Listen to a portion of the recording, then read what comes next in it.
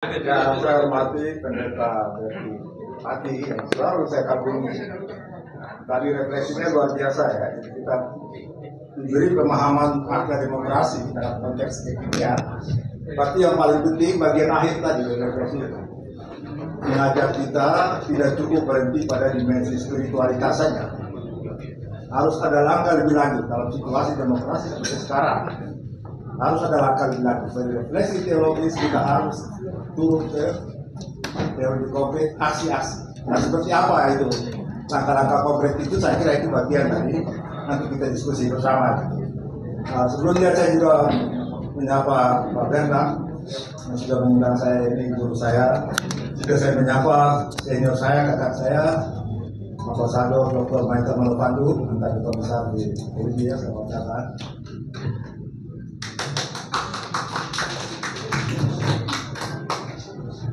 Tadi Pak Pendeta Berti mulai dengan ini, kita harus mulai mendefine apa itu demokrasi.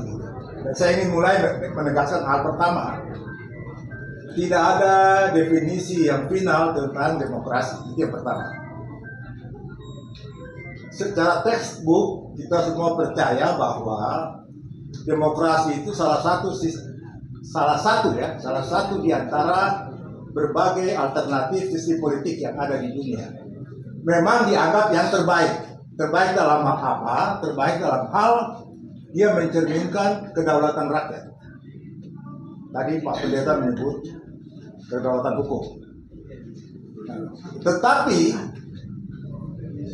pengertian final tentang demokrasi itu sangat tergantung kepada konteks historis, konteks sosial, konteks budaya, konteks nation formation dari setiap negara.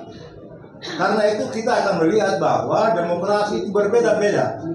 Kita punya gambaran demokrasi ideal itu Amerika. Korea Utara juga menyebut dirinya Republik Demokratik Korea. Jadi itu yang pertama, tidak ada definisi tunggal tentang demokrasi. Dia sangat tergantung kepada konteks sosial, konteks budaya, konteks historis, dan state formation dari suatu negara gitu. Jadi dengan kata lain, demokrasi itu sesuatu yang kontekstual, dan demokrasi yang ideal itu tidak ada, itu hanya ada dalam textbook. Mengapa dikatakan demokrasi ideal itu tidak ada? Saya sampai ke hal yang kedua. Tadi sebenarnya sudah disinggung juga oleh Bapak Pendeta. Sekarang pengertian demokrasi itu kita lihat dalam kenyataan empiris di berbagai pengalaman negara di dunia sedang mengalami krisis. Di mana-mana demokrasi itu mengalami krisis gitu. Sehingga orang mempertanyakan apakah betul demokrasi ini satu-satunya sistem yang terbaik dalam kehidupan politik. Ketika kemarin kita lihat suatu cuitan dari Donald Trump dan para pengikutnya tiba-tiba menyerbu gedung Capitol Hall itu tidak terbayangkan sebelumnya. Karena apa? Di benak kita ini sudah terbayangkan demokrasi ideal itu Amerika. Amerika itu adalah contoh terbaik demokrasi di dunia. Ternyata tidak gitu. Dalam perkembangan terakhir, sejak Trump naik itu, tadi juga sudah disinggung itu, para pengamat di Amerika sendiri sudah melihat itu, Pak, terjadi krisis demokrasi gitu. Tadi ada beberapa referensi yang disebut. Salah satu yang kita ingat itu bukunya Daniel Ziblatt itu How Democracy Dies. Itu dia tulis ketika Trump naik itu presiden. Tidak lama sesudah itu seorang profesor keturunan Chinese di Amerika, Profesor Amy Chua. Saya kira kita semua kenal karena bukunya sudah beredar buku di Indonesia. Judul bukunya itu Political Tribes. Jadi dia menggambarkan di Amerika ini sekarang politiknya itu kembali ke politik kesukuan. Jadi ada kemunduran gitu. Di Amerika ya, tadinya kita anggap model terbaik demokrasi di dunia gitu. Nah, kita bergeser, dulu kita anggap Eropa juga begitu. Apa yang terjadi sekarang? Masuknya gelombang migran dari Afrika, dari Timur Tengah ke negara-negara Eropa, termasuk ke negara-negara Skandinavia yang selama ini dianggap model negara yang paling baik di dunia, tertib di dunia itu. Demokrasinya ternyata dia belum siap mengelola keanekaragaman yang muncul akibat perubahan sosial baru ini gitu. Muncullah pemimpin-pemimpin ultranasionalis baru. Di Prancis itu ada Le Pen, ada Hofer di Jerman, di Belanda juga ada gitu. Itu menunjukkan bahwa sebenarnya Eropa yang kita kira berpengalaman sekian ratus tahun dengan demokrasi itu ternyata juga tergagap-gagap menghadapi perkembangan baru ini gitu. Jadi sekali lagi yang saya katakan, demokrasi itu tidak ada definisi tunggal, dia sangat tergantung konteks historis, konteks sosial budaya, dan konteks state formation dari tiap negara. Dengan demikian, coba sekarang kita dengan ini sebagai intro ya, kita bicara tentang demokrasi di Indonesia. Kira-kira demokrasi ideal kita itu apa? Nah, saya kira kita yang belajar hukum, belajar politik, belajar sejarah juga tahu ya, para founding fathers kita itu sudah memberikan rumusan yang sangat ideal tentang demokrasi Indonesia gitu. Pemikiran mereka itu dapat kita lacak di perdebatan di PPUPKI, di PPKI, sampai tertuang 18 Agustus disahkan. Nah, dalam perdebatan itu, mereka kemudian rumuskan satu demokrasi yang menurut mereka ideal bagi Indonesia. Itulah yang tertuang di sila keempat Pancasila. Kerakyatan yang dipimpin oleh hikmat kebijaksanaan di dalam permusyawaratan perwakilan. Inilah yang di dalam textbook ilmu politik, kalau kita pakai Aaron Liebhardt, dia sebut sebagai consensual democracy. Atau kalau kita sedikit lebih reflektif, di Habermas filsafat, ini yang disebut demokrasi deliberatif. Jadi demokrasi di mana ada terbuka ruang, setiap orang di dalam ruang itu boleh men-share pendapatnya. Sebelum dicapai satu kata putus, setiap kelompok, setiap siapapun dia, kelompok kecil atau mayoritas atau minoritas, siapapun dia, harus berdebat dalam ruang publik itu. Dalam perdebatan yang intens itu, akhirnya dicapai kesepakatan. Ini yang namanya demokrasi deliberatif. Jadi itu bahasa textbook dari filsafat ataupun dari ilmu politik, namanya consensual democracy. Terjemahan dari demokrasi musyawarah mufakat yang dirumuskan oleh para founding fathers kita gitu. Tahun 45 gitu. Kalau Bapak Ibu yang mempelajari bagaimana intellectual history perdebatan wacana-wacana itu, kita bisa lihat bahkan sebelum di sidang PPUPKI, sebelum di sidang PPKI, tahun 20-an pemikiran para tokoh itu kita sudah bisa lacak. Bagaimana pemahaman mereka tentang demokrasi yang cocok bagi masyarakat Indonesia. Mereka sampai pada tadi, masyarakat Indonesia ini suatu masyarakat yang khas. Pertama dia majemuk, dan ketiga majemukannya itu yang paling kompleks di dunia. Paling kompleks, bukan saja secara vertikal tapi juga horizontal. Kita terdiri dari berbagai suku, etnis, bahasa, agama. Dan bagaimana keanekaragaman yang kompleks ini, masyarakat yang plural ini, bisa hidup bersama secara harmonis gitu. Itulah mereka mencari dengan berbagai kajian, berbagai pemikiran, mereka membandingkan model-model demokrasi di berbagai dunia. Mereka mempelajari semua model demokrasi.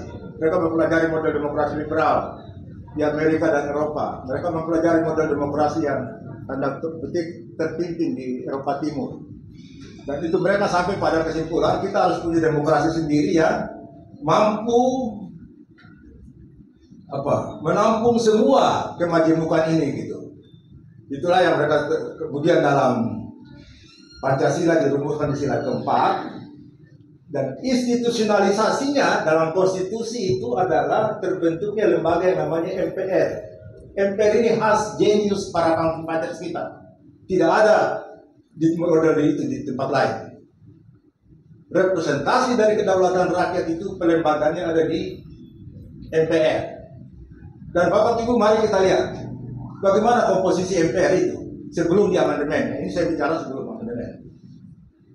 Dia bicara prinsip tadi kedaulatan rakyat, musyawarah mufakat, terinstitusionalisasi di dalam lembaga ini namanya MPR. Dia locus of sovereignty. MPR ini. Dia pemegang kedaulatan sekaligus dia lembaga permusyawaratan. Dan mari kita lihat komposisinya. MPR terdiri dari partai politik, utusan golongan, dan utusan daerah. Mengapa mereka sampai pada rumusan ini? Gitu? Bapak Ibu lihat konstitusi Inggris. Inggris punya parlemen itu hanya dua, partai politik dan utusan golongan, House of Lords dan House of Commons. House of Lords itu utusan golongan karena dia diangkat oleh ratu melalui political appointee, bukan pemilihan, not by election. Di Amerika juga hanya punya dua, partai politik dan utusan daerah, House of Representatives dan Senat. Bersama mereka duduk di Kongres itu. Indonesia menggabungkan dua tipe ini. Ada partai politik, ada utusan daerah, ada utusan golongan. Mengapa utusan golongan? Nah itu nanti kita berdebat itu. Itulah sebenarnya ciri khas apa? Kekhasan demokrasi Indonesia. Mengapa ada utusan daerah? Negara yang besar seperti Amerika itu, mengapa mereka menetapkan ada senator? Karena mereka menyadari ada bias ruang. Daerah-daerah tertentu penduduknya sedikit, daerah-daerah tertentu penduduknya banyak. Kalau ini berkompetisi dalam politik, yang penduduknya sedikit itu pasti tersisih. Gitu. Itu sebabnya ditetapkan kuota yang sama, gitu. Dan itu juga yang kita anut dalam sekarang kita kenal BPD ini. Gitu. Setiap provinsi hanya dapat jatah 4. Jadi tidak ada lagi bias ruang di situ. Gitu. Lalu mengapa utusan golongan? Karena para founding fathers ini sejak awal menyadari gitu. Masyarakat kita yang kompleks majemuk ini tidak semuanya aspirasinya, kepentingannya itu bisa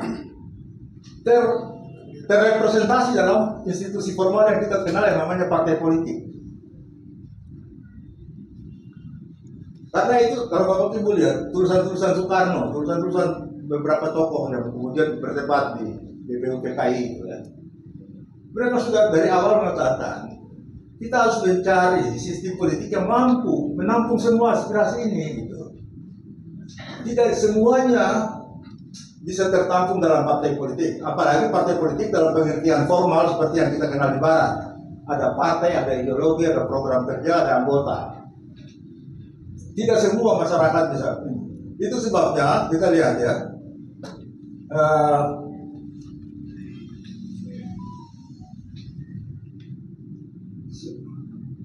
Bagaimana kemudian para pakar yang pikiran-pikiran Soekarno, pikiran-pikiran Yamin itu, kemudian setelah berapa puluh tahun kemudian dibenarkan oleh para ilmuwan politik. Saya kira Bapak Ibu akrab dengan Clifford Geertz, salah satu ilmuwan antropolog Amerika yang sangat mewarnai perkembangan ilmu sosial di Indonesia. Gitu. Di ilmu ekonomi juga, di pertanian juga dia menulis itu. Agricultural inflation, dia menulis tentang banyak hal. Nah, dalam politik, dia pertama kali memperkenalkan konsep politik aliran. Politik aliran ini yang kemudian, dalam beberapa waktu kemudian, oleh ilmuwan politik yang kita kenal semua, Herbert Tate dan Lance Castell, itu benda anti yang kenal baik, itu temannya buat dia. Herbert Tate itu berdasarkan pemikiran politik aliran dari Geertz, dia membuat klasifikasi yang disebut di Indonesia ini ada 5 aliran politik besar. Tradisionalisme Jawa, nasionalisme, Marxisme, sosialisme, dan Islam. Tidak semua aliran besar ini bisa terrepresentasi dalam partai. Ada yang terrepresentasi, ada yang tidak gitu. Nasionalisme partainya PNI, partainya Parindra. Islam ada di Masyumi, ada di NU gitu. Tradisionalisme Jawa itu ada di Parindra, partai awal. Komunisme jelas di PKI. Pemikiran sosialis demokrat itu masuk di partai sosialisme Syahrir gitu. Jadi 5 aliran ini secara formal bisa terwakili dalam 5 partai ini.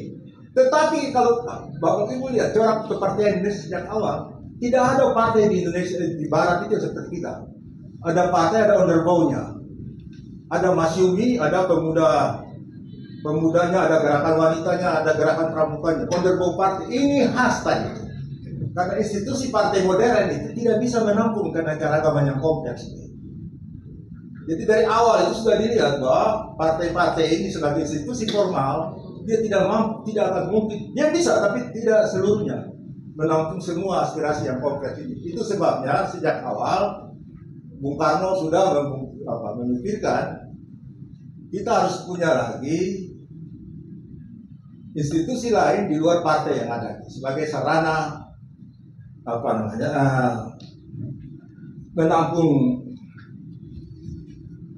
keanekaragaman ini. Dan kedua begini, Bapak Ibu ingat, kalau kita pakai kembali ke Amerika, demokrasi yang dia rancang itu, yang kemudian tercermin dalam lembaga-lembaganya itu tadi, kalau dia tidak memperhatikan keanekaragaman yang kompleks ini, dia menyisakan ruang-ruang yang sebenarnya represif dan tidak adil. Bayangkan coba, dalam catatan saya ini ya,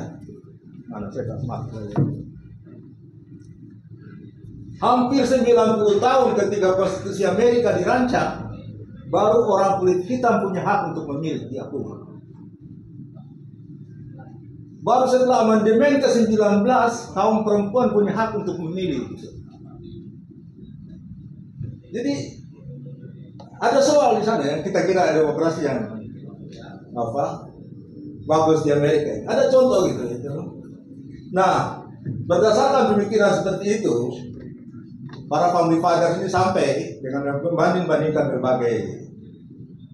Kita tahu ya, generasi 45 itu yang hidup di sidang BPUPK itu raksasa semua. Soekarno, Hatta, Yamin, Syafrin itu suatu generasi Aufklärung itu. Generasi Renaissance. Mereka hidup pada saat memang di dunia ini sedang terjadi pergolakan-pergolakan besar. Karena itu mereka memahami semua peta pergolakan di dunia, peta-peta pemikiran itu.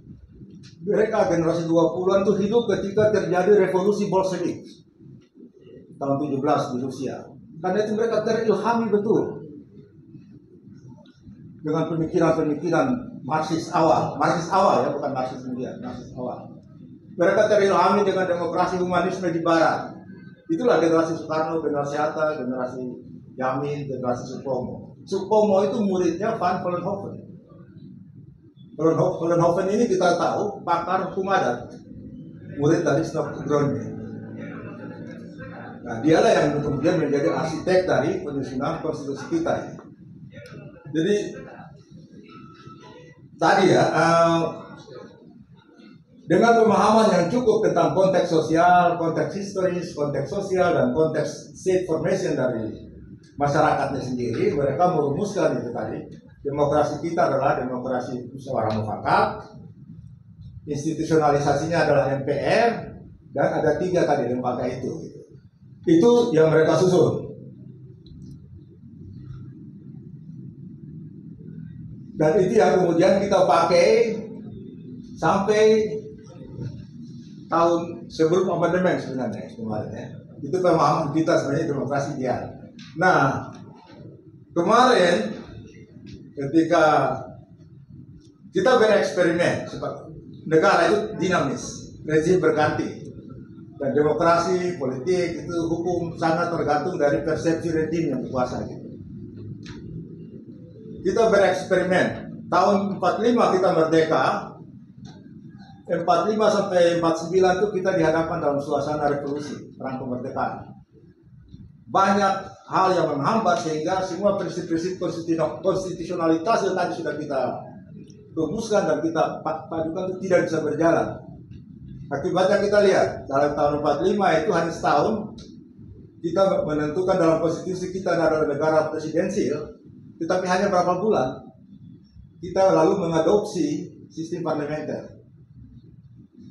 Karena tadi suasana revolusi pada saat itu gitu.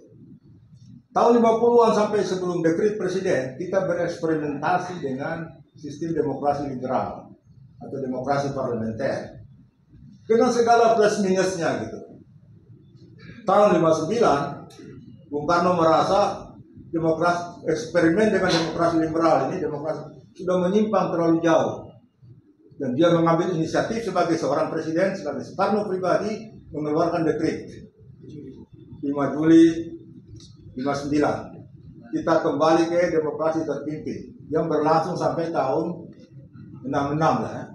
Tapi kita lihat dalam masa era itu yang adalah tafsir Soekarno sendiri tentang demokrasi, tentang politik. Yang kalau kita telusuri memang menyimpang lagi dari nilai-nilai dasar di dalam Pancasila dan Undang-Undang 45 itu. Misalnya utusan golongan.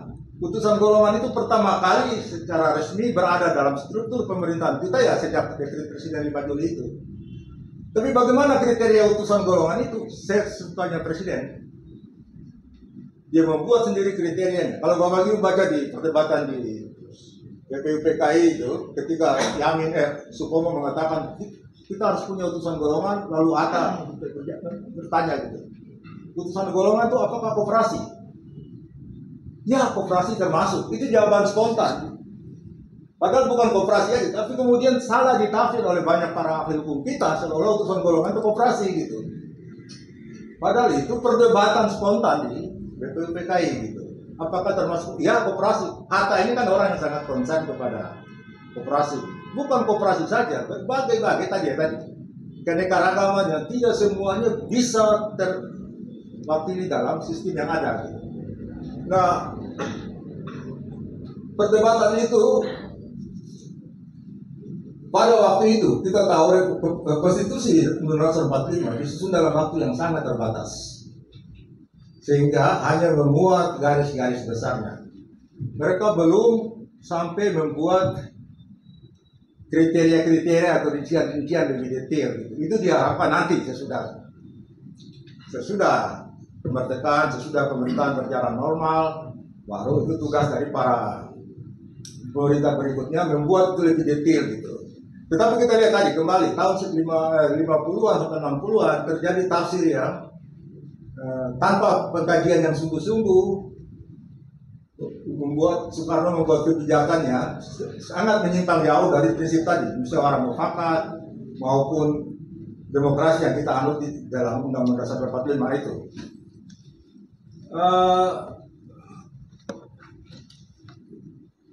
Kemudian 30 tahun Orde Baru, itu betul-betul kita hidup dalam eksperimen suatu rejim yang represif, otoriter. Tidak bisa mengatakan, dia menyebut dirinya, dia menerapkan konstitusi Undang-Undang 45 secara murni dan konsekuen. Itu ketika awal Orde Baru melaksanakan Undang-Undang secara murni dan konsekuen berdasarkan Pancasila, demokrasi Pancasila. Itu bahasa resmi. Bapak Ibu yang tahun-tahun itu ikut penataran Pemkab masih ingat itu. Nah, itu yang terjadi. Kemudian kita tahu bahwa itu penyimpangan terlalu banyak. Yang muncul adalah suatu rezim yang sangat represif, otoriter, dan tidak ada demokrasi di sana. Nah, kemudian kita masuk, saya cepat ya, tahun ketika rezim ini berakhir tahun 98, kita masuk reformasi, semangat kita menggebu-gebu, euforia untuk melakukan, kita ingin meluruskan kembali semua penyimpangan yang terjadi pada masa-masa sebelumnya itu. Dan puncaknya itu adalah ketika kita melakukan 4 kali amandemen konstitusi yang kita rasakan akibatnya saat ini. Karena amandemen itu sudah 25 tahun, jadi persis hari tahun-tahun ini 25 tahun, seperempat abad kita sudah menjalani suatu kehidupan politik akibat dari 4 kali amandemen konstitusi gitu. Apa yang kita lihat dalam amandemen konstitusi tahun 98 sampai 2002, 4 kali amandemen konstitusi. Pertama, kita mengubah orientasi demokrasi yang tadinya demokrasi musyawarah mufakat itu, musyawarah demokrasi konsensual, demokrasi deliberatif itu, kita masuk ke demokrasi liberal. Sadar atau tidak sadar, kita masuk ke dalam era demokrasi liberal. Kita meredusir peranan MPR yang tadinya adalah representasi kedaulatan rakyat, representasi musyawarah itu. Kita meredusir MPR itu menjadi lembaga, sekedar lembaga tinggi negara yang sejajar dengan Presiden, BPK, dan lembaga-lembaga tinggi negara lain. Dia bukan lagi penjelmaan kedaulatan rakyat.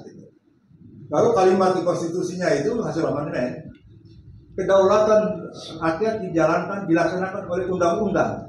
Gimana coba menerjemahkan itu secara konkret? Kedaulatan dilaksanakan oleh undang-undang. Dulu ada di MPR. Lalu tidak cukup hanya dengan ini. Kemudian MPR tidak lagi menetapkan garis-garis besar haluan negara. Itu punya konsekuensi besar yang kita rasakan sekarang. Tanpa GBHN, 5 tahun seorang presiden itu dia bekerja menurut kehendaknya dia sendiri. Gitu. Dia tidak terikat kepada musyawarah ini, konsensus bersama. Dia menyusun sendiri apa namanya rencana kerja pemerintah (RKP) yang secara teknis itu dituangkan dalam undang-undang tentang RPJM. Undang-undang RPJM itu, Bapak Ibu bisa lihat, pertama sangat pragmatis, short termism, sangat jangka pendek, pragmatis, dan bias politiknya besar. Seorang presiden naik, tim suksesnya itulah yang membuat itu.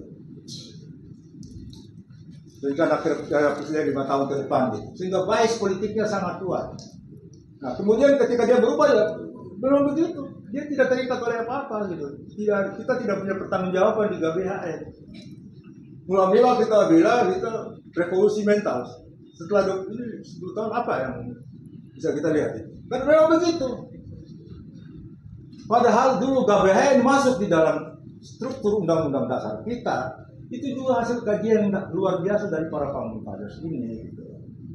Mereka membandingkan semua konstitusi di dunia, konstitusi, dan salah satu yang mendekati perbandingan mereka itu konstitusi Irlandia tahun 37. Konstitusi Irlandia tahun 37 itu jelas menyebut setiap pemerintahan yang terpilih inilah program kerja dia 5 tahun ke depan. Yang harus dia kerjakan dan harus dia pertanggungjawabkan kepada rakyat. Jadi semacam GBHN yang bahkan lebih rinci gitu. Jadi tadi ya, kedaulatan hilang, tidak lagi lembaga tertinggi negara. Kemudian dan terakhir, setelah fungsi kedaulatannya dihilangkan, lembaga tertingginya hilang, GBHN tidak ada, komposisi keanggotaannya, utusan golongan dihapuskan, utusan daerah menjadi DPD. Ini menimbulkan soal sekarang. Ditanya mengapa, kalau kita lihat baca notulen perdebatan di BPK di sidang-sidang PAK 1 MPR waktu itu, kalau Pak Yakob Tobing ada, sebenarnya beliau yang paling punya otoritas untuk menjelaskan itu, karena beliau waktu itu ketua PAK 1 ya. Argumennya itu kan utusan golongan ini not by election, dia diangkat political appointed. Jadi dianggap tidak demokratis gitu. Jadi demokratis itu harus by election gitu. Akibatnya utusan golongan hilang. Dan saya kalau waktu sudah tinggal 5 menit, kita lihat sekarang demokrasi tadi Pak Pendeta sudah singgung. Semua kajian terakhir menunjukkan, saya bawa datanya di sini. Nanti kalau diperlukan bisa saya sampaikan ini ya. Jadi misalnya Thomas Warburton itu bilang begini, demokrasi Indonesia tahun ini tidak saja mandek, tapi mundur. From stagnation to regression. Dan semua indeks demokrasi dari berbagai lembaga itu menunjukkan memang demokrasi kita mundur. Karena memang konsekuensi kita masuk ke demokrasi liberal. Demokrasi liberal ini prinsipnya majoritarian. Dan bukan tidak cocok, demokrasi libertarian dengan prinsip majoritarian itu cocok kalau masyarakat Amerika dan Eropa yang masyarakatnya cenderung homogen, tingkat pendidikannya setara, kemampuan literasinya sama, tingkat ekonominya sama, itu bisa demokrasi liberal berjalan di sana. Bagaimana demokrasi liberal berjalan dalam masyarakat yang tingkat kesenjangan ekonominya begitu besar? Segelintir masyarakat kaya, sebagian besar miskin. Yang miskin ini bisa jadi jualan politik. Ya itu yang kita alami sekarang kan. Pengalaman Amerika Latin itu kita ulang itu. Bansos, raskin itu bagian dari kemiskinan yang dipelihara untuk jualan politik. Gitu. Jadi bukan demokrasi liberal itu tidak cocok, dia cocok pada konteks tertentu. Gitu. Nah kita sekarang, karena kepincangannya begitu besar, kita masuk pada era demokrasi liberal, di mana demokrasi liberal itu prinsipnya itu individual right. Pertarungan di sana itu individual right, prinsip majoritarian, suara terbanyak. Dan the winners take it home. Siapa pemenangnya, dia mengambil semuanya. Gitu. Akibatnya akan banyak kelompok yang tersisih. Kebetulan sini ada Pak Manufandu ya. Nanti beliau bisa kalau tanya jawab sih. Sekarang hasil pilkada lokal di Papua, saya ambil kalian daerah saya. Mayoritas di seluruh kabupaten DPRD itu bukan lagi orang Papua yang duduk di lembaga perwakilan. Kenapa? Karena tadi demokrasi model begini. Siapa yang punya kekuatan amunisi, dia yang terpilih gitu duduk di parlemen gitu. Jadi salah satu yang saya ingin akhiri tutup itu bahwa demokrasi liberal yang kita anut sekarang ini, dia membuat kita lebih terpaku pada demokrasi elektabilitas, keterpilihan, tapi kita mengabaikan keterwakilan, representativeness gitu. Padahal founding fathers kita dari awal sudah menyusun demokrasi kita itu bukan sekedar semuanya terwakili, semuanya terpilih, tapi juga harus terwakili. Saya kira itu saja catatan saya. Terima kasih.